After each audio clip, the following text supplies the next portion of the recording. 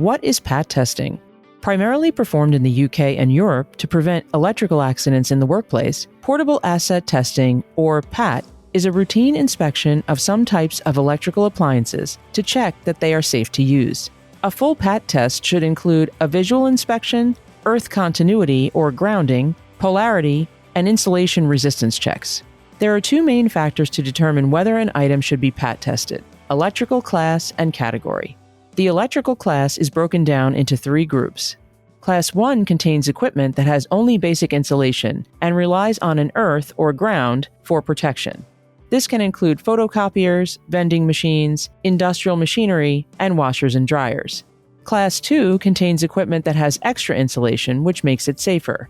This can include hair dryers and straighteners, televisions, lamps, and food mixers.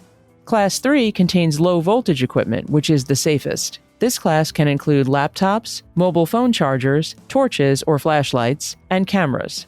There are 7 categories for determining PAT testing.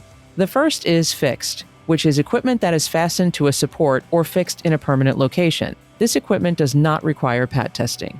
Next is stationary, which includes refrigerators, washers and dryers, and vending machines. After that is IT, which includes business equipment such as monitors, PCs, laptops, and printers. Next is movable, which is equipment less than 18 kilograms that sits in one place but can be moved easily. After movable is portable, which includes electrical items meant to be moved while still connected to an energy supply. Cables and chargers include extension cables, IEC leads, and cable reels. And handheld, which is equipment held in the hand. PAT testing is not a legal requirement or obligation. However, it is one of the most effective ways to ensure the safety of employees and the public, particularly in high-risk or large complex environments. If you like this information on PAT testing, please like this video and subscribe to our channel for more videos. For general information about Radwell, visit us on the web at radwell.com or connect with us on social media. Thanks for watching!